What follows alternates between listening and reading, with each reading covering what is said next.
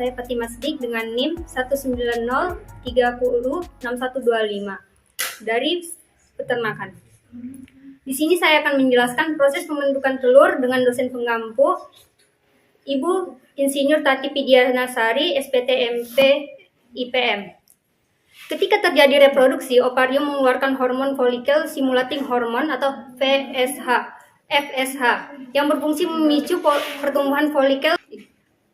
Nah, ketika folikel yang sudah semakin besar dan matang disekresikan hormon LH atau luteinizing hormone yang mengakibatkan terjadi ovulasi, yaitu peristiwa jatuhnya sel telur yang sudah matang ke oviduct. Lalu, ovum yang sudah matang tersebut ditangkap oleh infundibulum. Di infundibulum, sel tersebut akan menunggu sel sperma. Jika sel sperma bertemu dengan sel telur, maka akan terjadi fertilisasi. Jika sel telur tidak bertemu, maka tidak akan terjadi fertilisasi. Selanjutnya, masuk ke magnum. Di magnum akan terjadi sekresi albumen selama 3,5 jam, lalu bergerak ke isthmus. Di isthmus bertugas mensekresikan membran atau selaput telur. Telur berada berkisar 1,5 jam. Selanjutnya, telur bergerak ke uterus, merupakan tempat terjadinya proses sekresi kerabang telur selama 18-21 jam oleh sel porfirin. Lalu telur bergerak menuju vagina, merupakan tempat sekresi kutikula ditimbun pada kerabang untuk mengisi sebagian pori-pori kerabang. Secara normal, telur tinggal di dalam vagina selama beberapa menit, lalu menuju kloaka. Kloaka merupakan bagian paling ujung luar dari induk tempat dikeluarkan telur.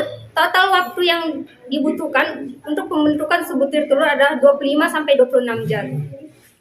Lalu selanjutnya, organ genitalia entok terdiri dari beberapa bagian yang memiliki fungsi yang berbeda-beda.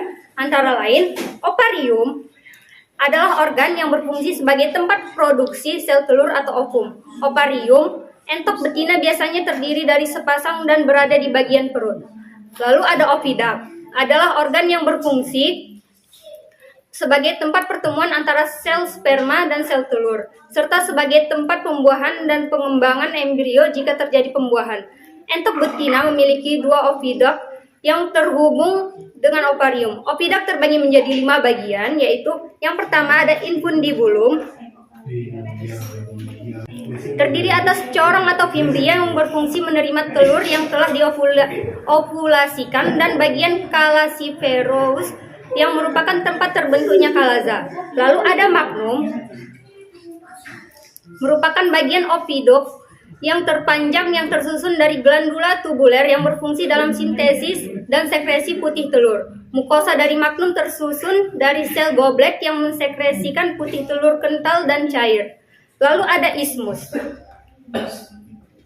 Isthmus merupakan bagian yang mengeluarkan cairan dan material bersifat parafin, sehingga sel telur dan kuning telur yang telah dibungkus oleh albumen dilapisi membran telur sehingga bentuk telur berkulit lenak. Atau dengan kata lain, isthmus berfungsi mensekresikan selaput telur atau membran kerabang.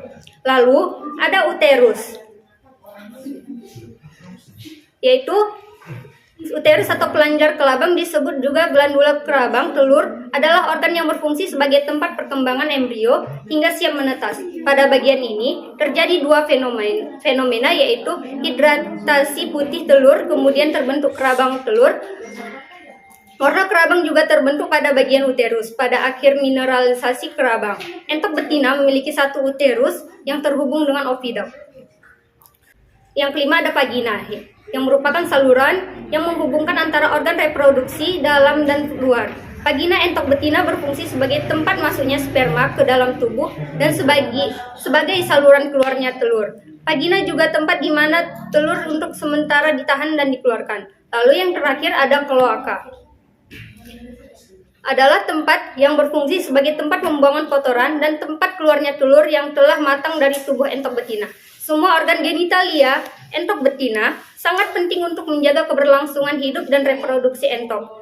Dalam proses reproduksi entok, organ-organ ini akan bekerja sama untuk menghasilkan telur yang kemudian akan dibuahi oleh sperma dari entok jantan. Setelah pembuahan terjadi, embrio akan berkembang dan menetas di dalam uterus.